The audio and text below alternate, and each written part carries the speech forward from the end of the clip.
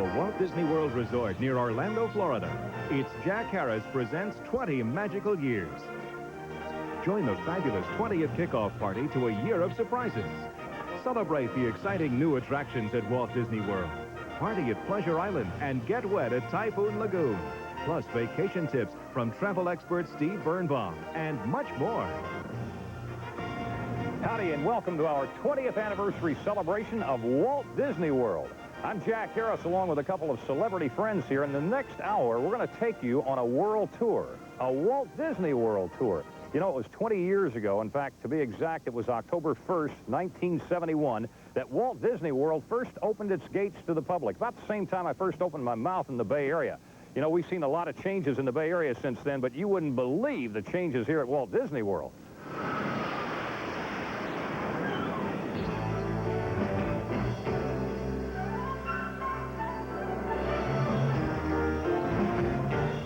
Walt Disney World celebrates its 20th birthday with a fabulous party every day.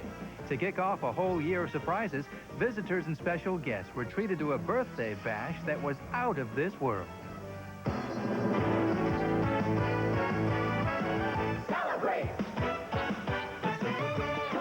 This grand occasion was also a time for Walt Disney's nephew Roy to rededicate the Magic Kingdom, the project his father dedicated in Walt's name in 1971. I learned many things from him and from my Uncle Walt. But I think the most important thing I learned that day 20 years ago was that you can never underestimate the power of a dream. Mickey, let the party begin. Come on, clap your hands. Delta Airlines, the official airline of Walt Disney World, co-sponsored the party, flying in guests from all over the globe.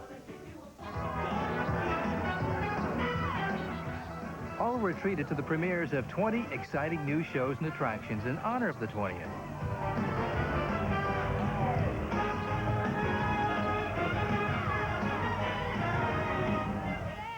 Guided by 1,000 points of light.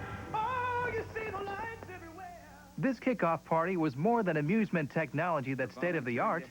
It was also a time for the state of the heart. They sum up the genius of this great and generous land. Ordinary people, but doing extraordinary things. More than 500 volunteers from around the country were honored for their community service. This was the first time these points of light had been brought together. No matter how wonderful Walt Disney World is during the day, it gets even better at night.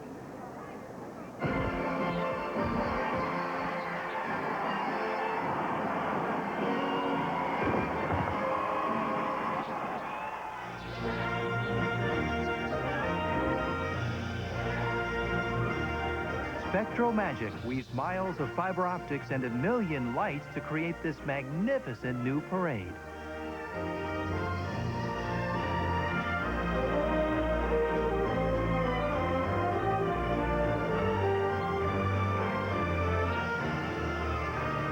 Now, imagine your uncle was the man capable of dreaming the wonders of Walt Disney World. Then imagine it was your father who made the dream reality. On this day especially, Roy Disney remembered his father, who met the challenge of living up to Walt's dream. My father had not really ever thought of himself as a creative human being. He was the business guy, Walt was the creative guy. All of a sudden, Walt was gone.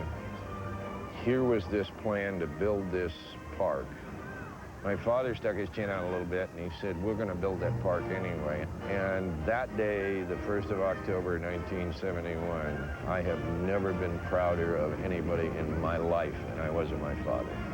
Roy, we have a surprise for you that you don't know about. Somehow it was fitting that Roy Disney should get the biggest surprise.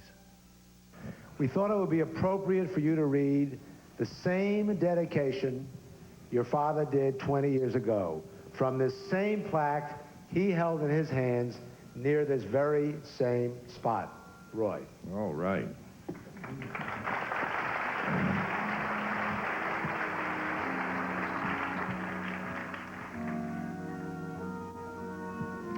Walt Disney World is a tribute to the philosophy and life of Walter Elias Disney, and to the talents, the dedication, and the loyalty of the entire Disney organization that made Walt Disney's dream come true.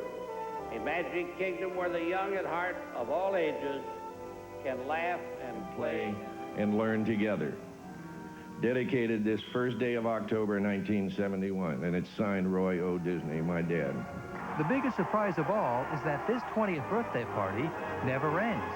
Walt Disney World celebrates a year of surprises all year long and beyond.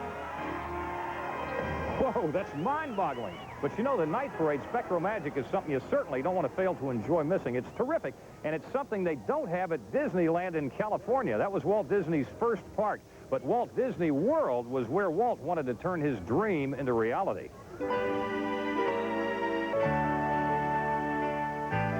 We know what we hope to accomplish.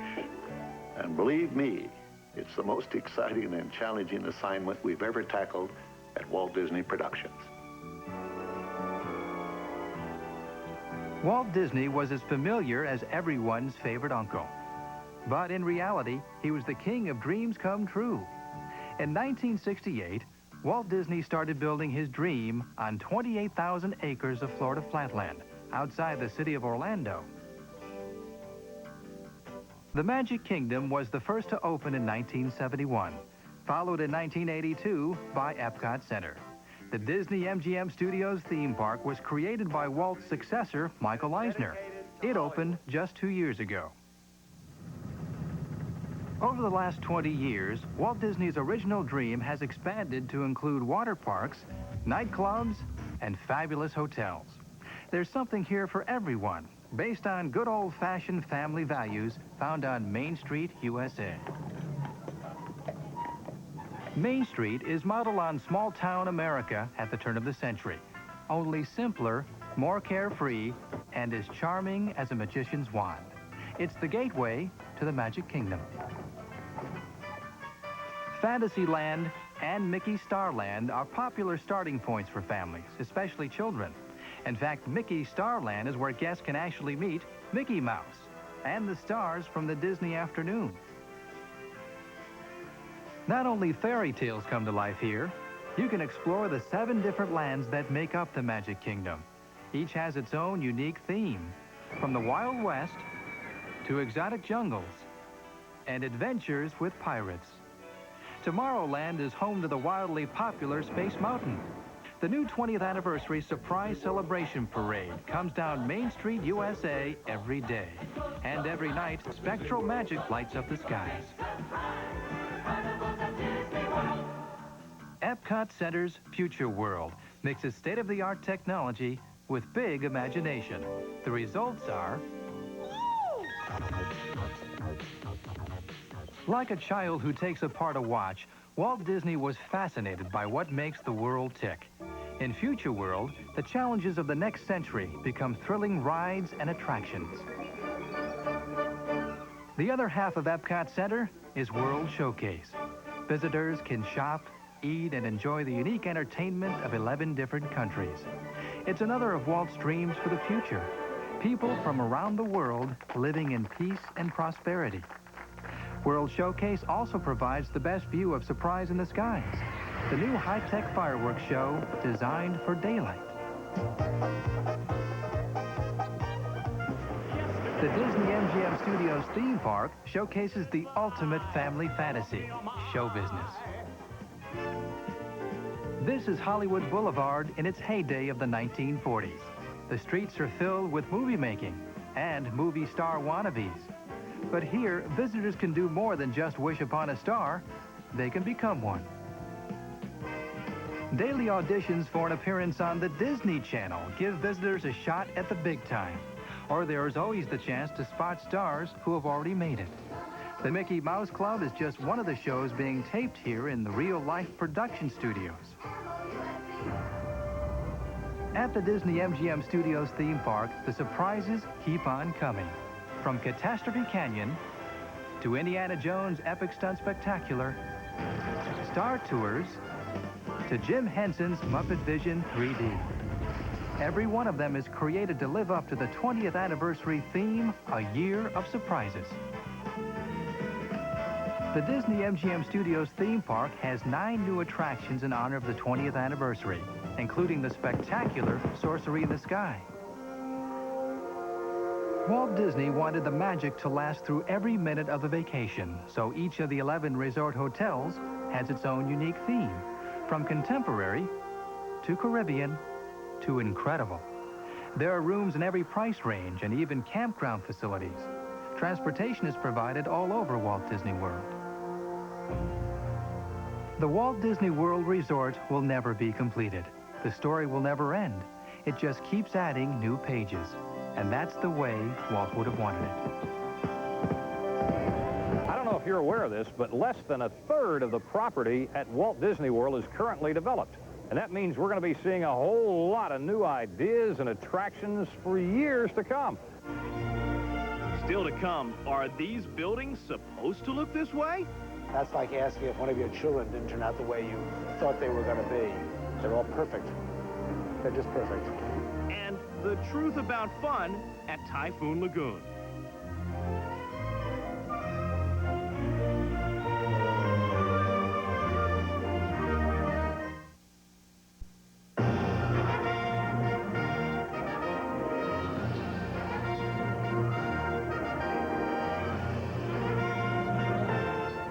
One of the things that sets Walt Disney World apart from the real world is its architecture.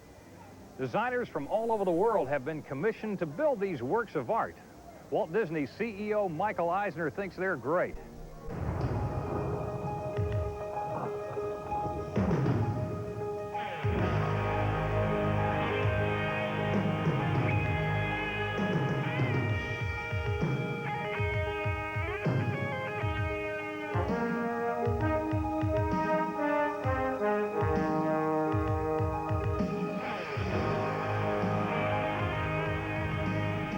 People expect fantasy in the theme parks at Walt Disney World, but hotels and office buildings are now part of the make-believe.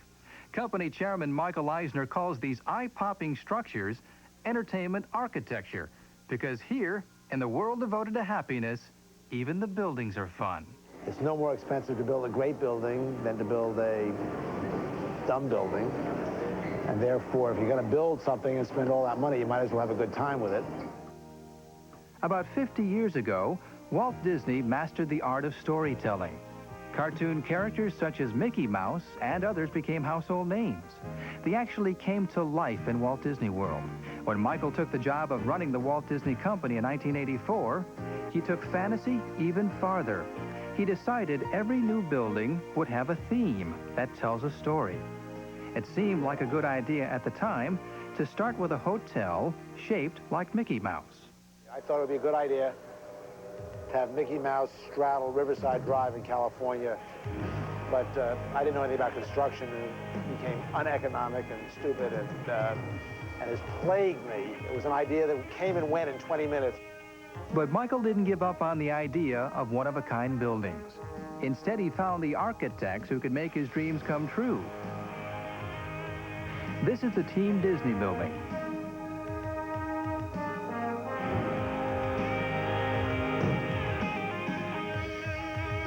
When you work at this office, time is of the essence, but you never need a watch. The world's biggest sundial is located right in the center of the building. We've had a great time putting those architects together with our Walt Disney Imagineers, and out pops the Beach Club and the Yacht Club and the Grand Floridian. You know, they all come out of that process, and it's like making a movie. They tell a story, and the difference is you live in the story. The story of the New England-style Yacht and Beach Club resorts begins with Once Upon a Time. The hotel's clapboard siding and hardwood floors recreate life along the eastern seaboard at the turn of the century. Victorian elegance is the theme of the Grand Floridian Beach Resort Hotel. Careful attention to details of the era include an open cage elevator and a 5-story ceiling graced with stained glass and chandeliers. The same attention to details creates a romantic New Orleans at Port Orleans, or a whimsical greeting to job applicants at the Walt Disney World Casting Center. Michael is very much involved with planning every one of them. Well, I get involved in the details, from the ashtrays to the salt and pepper shakers, because I figure if I ask about it, somebody will have an interest in it. So I'm into everything. So it's no surprise that Michael feels very protective of his buildings, even when critics think some of them don't mix with the landscape. No, I think I'm like everybody else. I will say to a critic, I really want to know what you think about what we've done. And then when they tell me if it's negative, I hate them and I wish I hadn't asked. Some people may think entertainment architecture is ahead of its time and full of surprises, but one thing is for sure, Michael Eisner will keep on building. My favorite building is usually our last building, so I would say the favorite building that I have now at Disney is Dixie Landing. So although my second favorite is the one just before Dixie Landing, my favorite one before that is the South Ridge.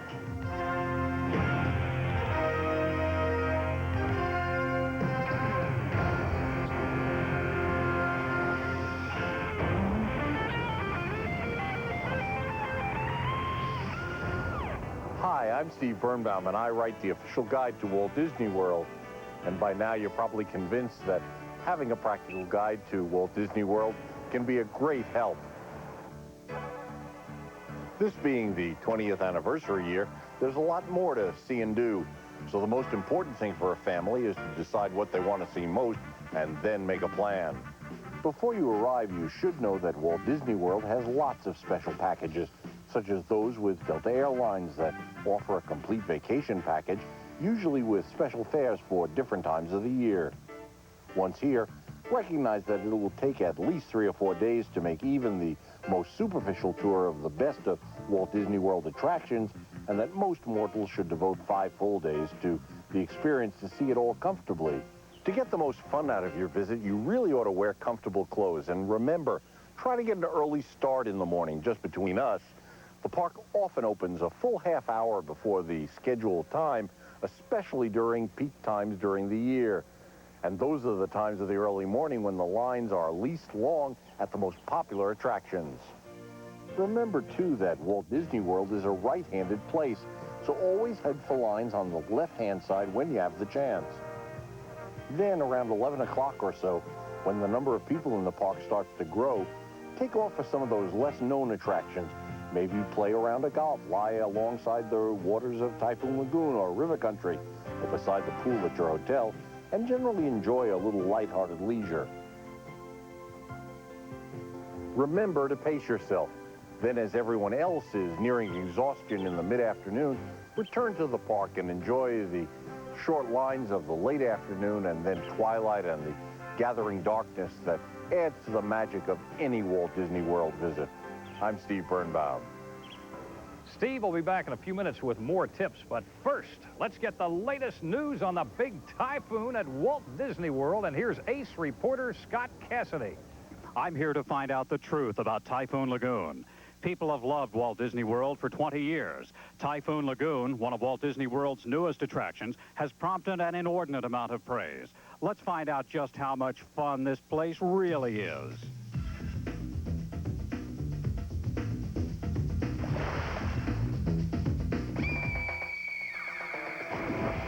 Here along Castaway Creek, people float lazily down in their very own inner tubes. Oh, sure, they look like they're having a great time, but are they really? Hey, nice running into you. Are you having a great time? Having a great time. What do you think of my swimsuit? I love it. I love yours, too. At the heart of Typhoon Lagoon Water Park is Typhoon Lagoon. Every few minutes, artificial waves are created. But I ask you, how exciting could fake waves be?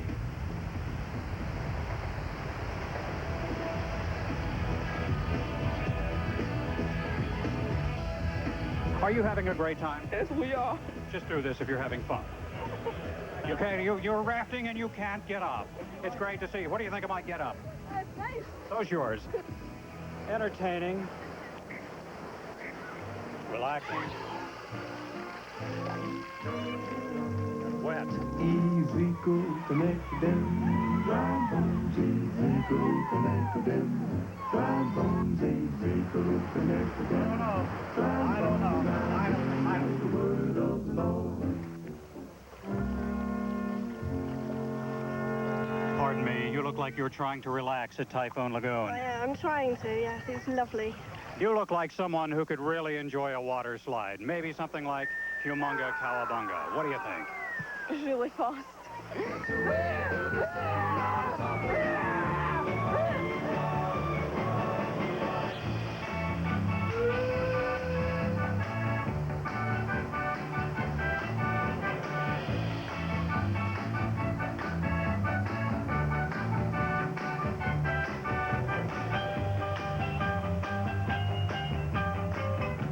We've been looking into whether people are having fun at Typhoon Lagoon, and we've interviewed dozens of people. We've looked at the cool, clear water. Bottom line at Typhoon Lagoon, it's fun. It is fun. Crew, let's go. Let's hit the beach.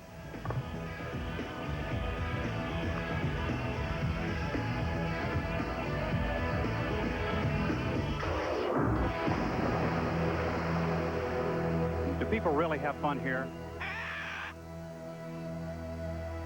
Scott Cassidy reporting. Next up, nighttime entertainment at Pleasure Island, plus the tour that tells you the secrets of Disney animation.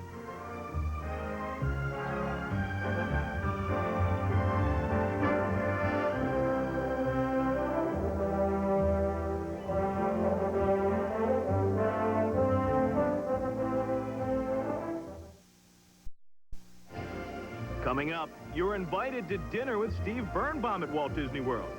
You only have about 200 wonderful restaurants to choose from.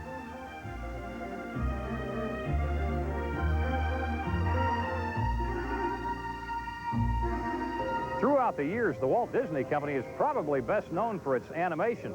From Mickey Mouse right on up to Roger Rabbit, children of all ages have grown up with the Disney characters. And here at the Disney MGM Studios, you can actually see the artists as they bring these characters to life.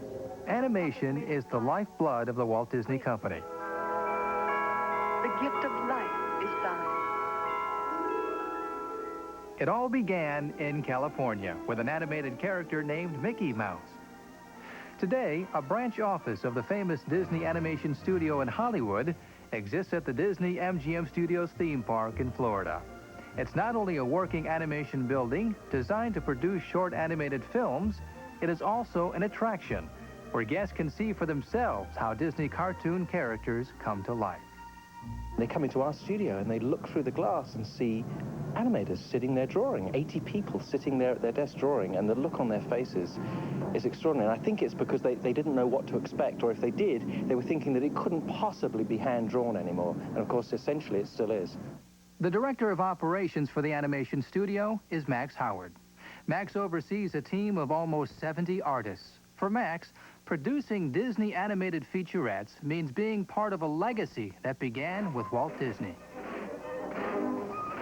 With the release of Steamboat Willie in 1928, Mickey Mouse became famous, and Walt Disney created a new art form, the animated cartoon with sound. When his first full-length animated feature film, Snow White and the Seven Dwarfs, came to the theaters in 1937, Disney and his band of animators set the standard that exists today. It's a thrill when we feel we're making films that can be put up against those classics. What we have to think about as Walt Disney was an innovator, and we have to be innovative in the way in which we make our films, in the same way that he was. He never looked back. He always looked forward. He was always trying new things, and hopefully we're doing exactly the same thing today. Some of the people that really make a move. Walt's nephew, Roy Disney, inherited Walt's desire to keep Disney animation moving forward.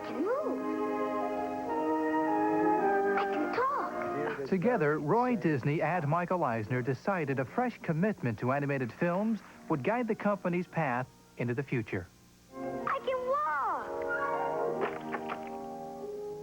Clearly, we have said to the world, look, you know, we didn't stop when Walt died. The studio would produce one full-length animated feature film every year. And from those films would come new characters for the Disney theme parks. Guests on the Disney Animation Tour will see talented artists meticulously drawing every character by hand. Since the studio opened in 1989, animators here have completed segments of The Prince and the Pauper. Oh, if I could take your place for just one day. Rescuers Down Under.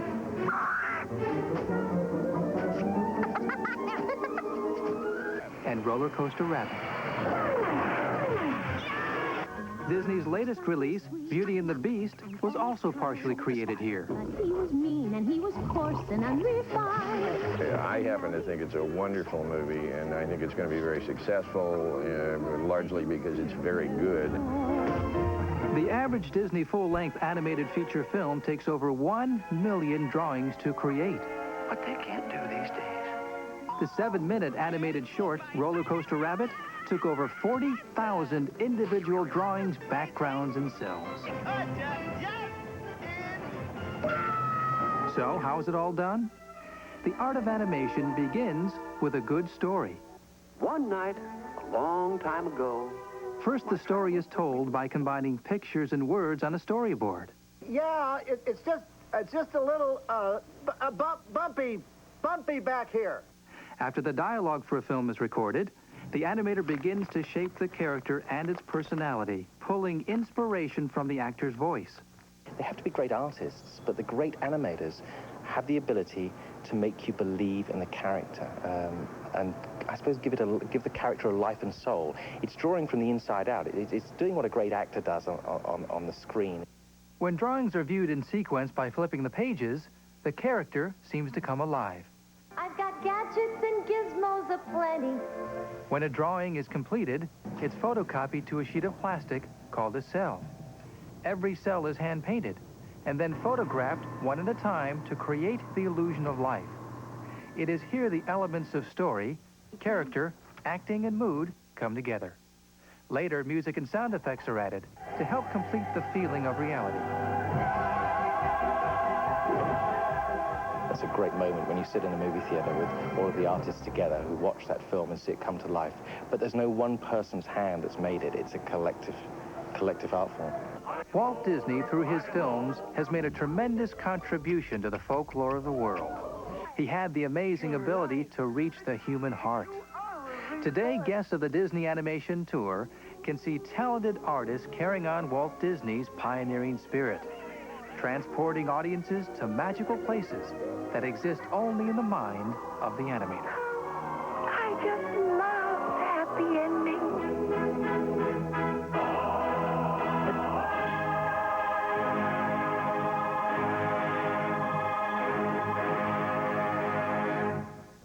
The Disney classic Fantasia is now available on home video, so this is a good time to see it if you haven't already.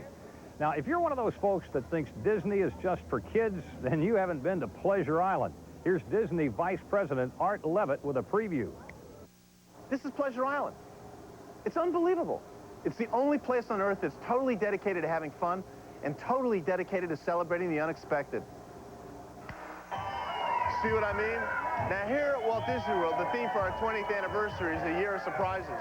And here at Pleasure Island, surprises are what we're all about.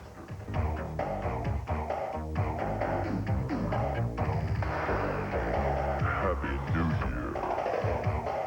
This island is fantastic. It's unbelievable. It's like no other place in the world. And I'm going to show you around.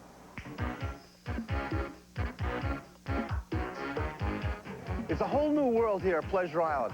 We're outside Mannequin's Dance Palace, which isn't just your typical dance palace. It's got a rotating dance floor, a stage with live dancers, unusual scenery, all kinds of different productions, fireworks, confetti, and more and more.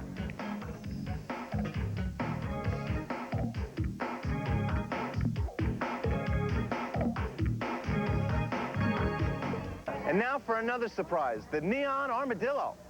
It's just like rocking at the Opry. This kind of music I love, country western.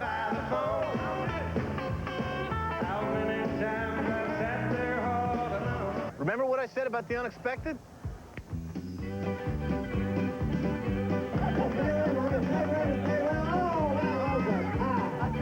At Pleasure Island, anything can happen. And look who can show up.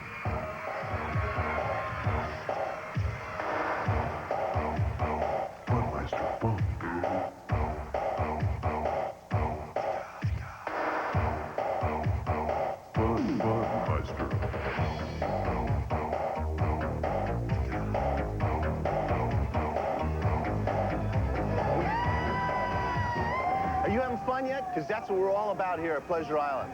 and you ain't seen nothing yet. Why don't you come over to Cade's with us and bust a move?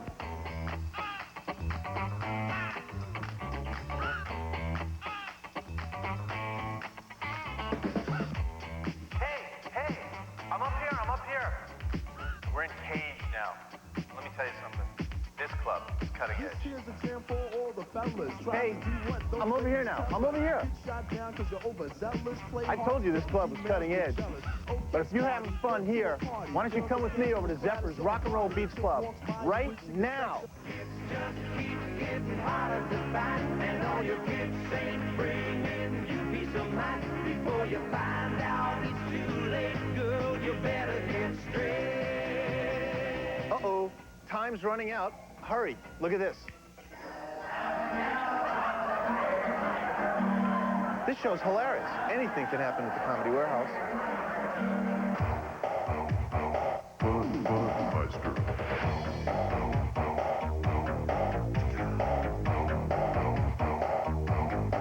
Great party. And it's New Year's Eve on top of that. What's really amazing is it's New Year's Eve every night on Pleasure Island. Now that's fantastic. Let's get busy. 10, 9, 8, 7, 6, 5, 4, 3, 2, 1. Happy New Year!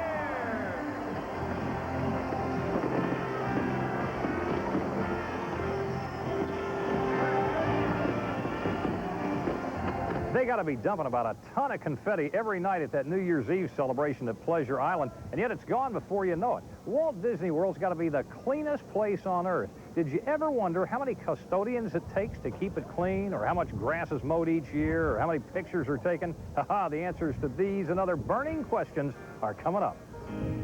As the #1 vacation destination in the world, Walt Disney World continues every year to break new records in its theme parks. First, the basics. Walt Disney World covers an area in Central Florida roughly the size of San Francisco. Only 25% of the land is fully developed. With 35,000 cast members or employees, Walt Disney World is not a small world after all. Incidentally, 22,000 of that number dress in costumes every day. What does it take to clean the Magic Kingdom Park? 400 custodians. For all of Walt Disney World, over 1,000. How much grass is cut here every year? The equivalent of 15 more rides around the Earth. And speaking of Earth, the original 12 monorails, operating since Walt Disney World opened in 1971 and recently replaced by more efficient models, in 2 decades have logged a total of almost 12 million miles. That means they could have traveled round trip to the moon and back to Earth 25 times. At Walt Disney World, it's not only the cast members breaking the records, so do the guests. Visitors to the Walt Disney World Resort drink enough liquid each year, mainly soft drinks, to fill up both Typhoon Lagoon and River Country. For statisticians, that's about 3 million gallons of thirst quencher. Imagine eating 3 hamburgers a day for 5,000 years. That would equal the number of burgers consumed in 1 year by guests at Walt Disney World. Annually, 4% of all amateur photos taken in this country are snapped in Disney theme parks. That's almost 500 million shots. A lot of film. Visitors enjoy Walt Disney World merchandise. Enough Mickey Mouse t-shirts are sold in 12 months to outfit every man, woman, and child in Chicago. And enough Mickey Mouse ears are bought up every year to place on the head of almost every person in Pittsburgh. That's a brief look at Disney's World Records. How would you like to share a closet with 25,000 people? The cast members at Walt Disney World do that every day. Details when we return.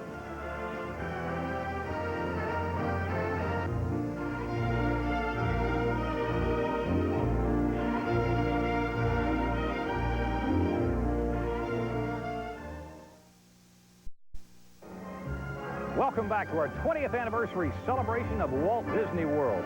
We've shown you a lot of things that make Walt Disney World something special, but like they say, you ain't seen nothing yet. When Walt came up with the idea for Walt Disney World, he was looking for a park that would be accessible to the people who lived on the East Coast of the United States. Little did he know it would become the vacation capital of the world. The employees here are like cast members in a show.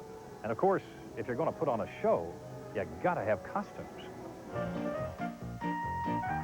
For the 20th anniversary of Walt Disney World, guests can expect lots of surprises, including a new dress for Snow White. For all costumes, once a design is chosen, seamstresses and tailors create a working pattern. After fittings and alterations are made, the outfit is ready for show. The costumes add more magic to the Walt Disney World theme show experience. The Disney MGM Studios theme park is where guests can catch a glimpse at costumes being made. It's part of the backstage tour. We don't make up work. We've been asked that. When the tram comes by, suddenly everybody run to their machines and start sewing on something. What you see here is really what you get. Continuously producing garments. At Creative Costuming, thousands of garments are designed and manufactured every year to help outfit everyone from maintenance to Mickey, even Mr. President. The rule of thumb for successful clothing that works is simplicity and practicality, but yet entertaining. It's sort of a combination of engineering and creativity, and it's very challenging.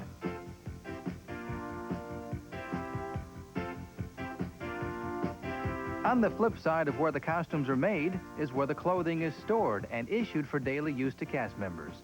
One of several locations is beneath the Magic Kingdom, inside the tunnels. Here, almost 3 million pieces exist in storage space the size of a football field. Oh, boy.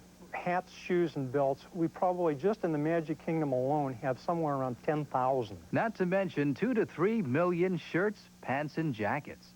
It takes an elaborate computer system to keep track of who gets what and in what size. It's kind of like getting 7,000 to 8,000 kids off to school every morning. So we've got to try and keep up with these people with sizes of costumes. And it's sure a possibility that a guy with 14 feet goes to work at King Stephen's Banquet Hall, and we don't have that size 14 pair of boots for him once in a while. But we'll get them. We'll get them one way or the other. Most of the items here are everyday Disney uniforms. There's also entertainment costuming. The most popular item is the golf shirt. The outfit with the most history is this one for guest relations. It was here 20 years ago and will stay for many more years. The most durable? The butler suits worn at the Haunted Mansion.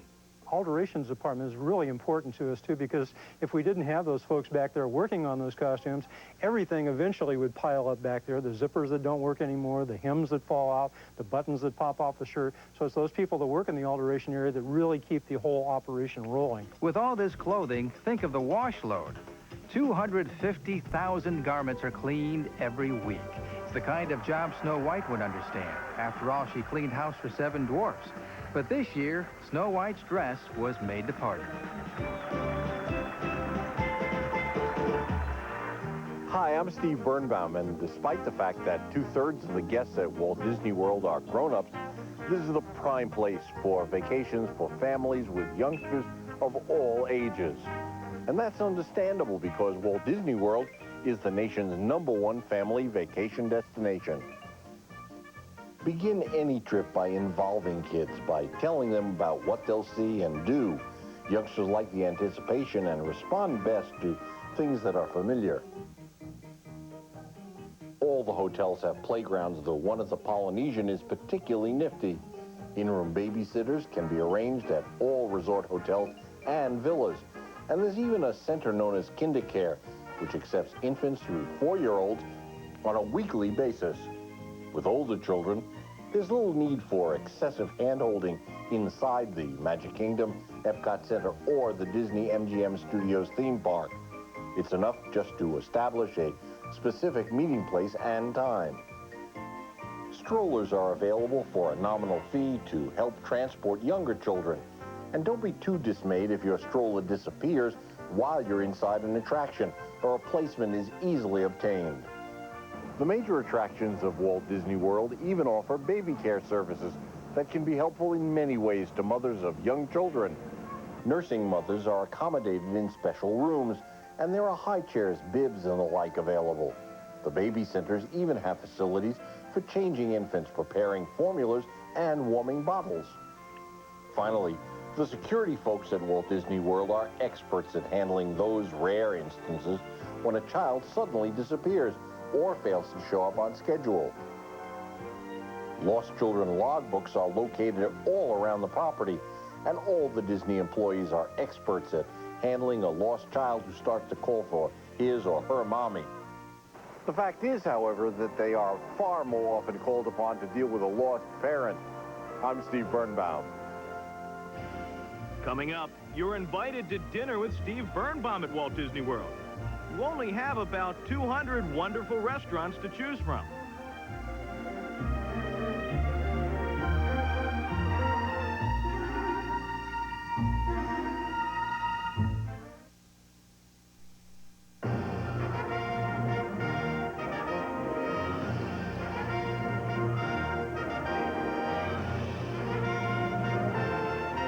Right now, we're at the Sci-Fi Dine-In Theater, which is terrific. You sit in an old car, watch a B-grade movie, and eat. It's like going to a regular drive-in, except, of course, the food's a lot better.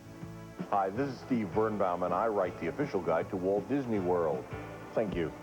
As you can tell, I don't care anything about food. Not much I don't. Maybe that's why dining at Walt Disney World at places like the Yachtsman's Steakhouse gives you dining opportunities that are almost infinite.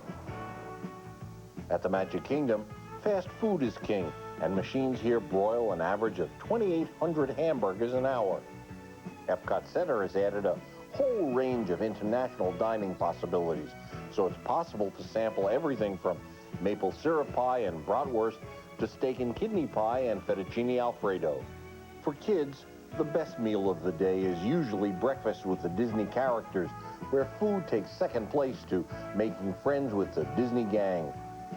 These character breakfasts take place each morning at the Empress Lily Riverboat Restaurant at the Disney Village Marketplace, at the Character Cafe at the Contemporary Hotel, the Cape May Cafe at the Beach Club Resort, and at 1900 Park Fair at the Grand Floridian Hotel. Dinner shows are a staple at Walt Disney World, and if there was one reservation that you should make before leaving home, it would have to be at Pioneer Hall in Fort Wilderness for the wonderfully corny Hoop-Dee-Doo musical review. But don't get the idea that dinner is all fun and games at Walt Disney World. It's possible to dine rather romantically at certain spots. The Empress Room on the Empress Lily Riverboat Restaurant features ambitious cuisine in a very opulent setting. And perhaps the premier Disney-run restaurant is Victoria and Albert's at the Grand Floridian Hotel, where the small dining room seats only about 50 guests, and elegant touches include fine china, silver, and crystal. One oddity here is that all of the waiters and waitresses are named either Victoria or Albert. We really haven't investigated that fact too closely. We've always been too preoccupied testing the food. I'm Steve Birnbaum. Oh, intermission time. Got to get me something to eat. But before I do, let me tell you about Steve Birnbaum's The Official Guide to Walt Disney World. It has some great tips in it. In fact, if you've been here 1,000 times, you can still learn something from this book. Hello, waitress. Yoo-hoo. Walt Disney World celebrates its 20th birthday, but the guests at the party get the birthday surprises. Find out all 20 new reasons to visit when we come back.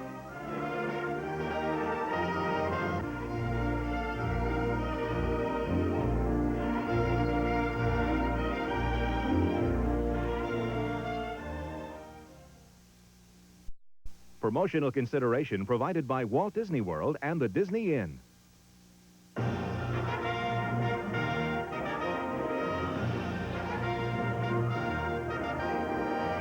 Walt Disney World calls this 20th anniversary year the Year of Surprises. There are 20 new reasons to visit. There's Muppet Vision 3D, Spectrum Magic, Surprise in the Skies, the Baby Manatee, the new golf courses. The best birthday parties are filled with big surprises. This surprise is 13 stories high. The Castle in the Sky balloon may even visit your town soon.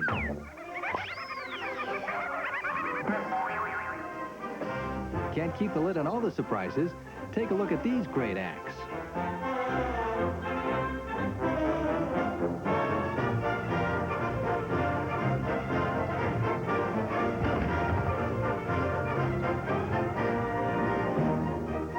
I Shrunk the Kids, and it's a great adventure land.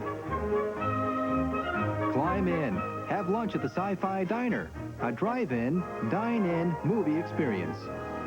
The Animal Kingdom joins the Magic Kingdom with the Baby Manatee exhibit, and Minnie Moo with Mickey Mouse on her side.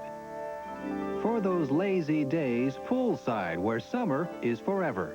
2 new resort hotels open this year, the Mardi Gras-inspired Port Orleans and the New England-style Yacht and Beach Club Resorts. It sports a 2.5-acre water playground. Of course you can play golf here. 99 holes on 5 tournament courses make up the Magic Linkdom. Bet you never guessed this one. The new Beauty and the Beast stage show premieres this January. In the meantime, there's no shortage of beauty with these wonderful stage shows.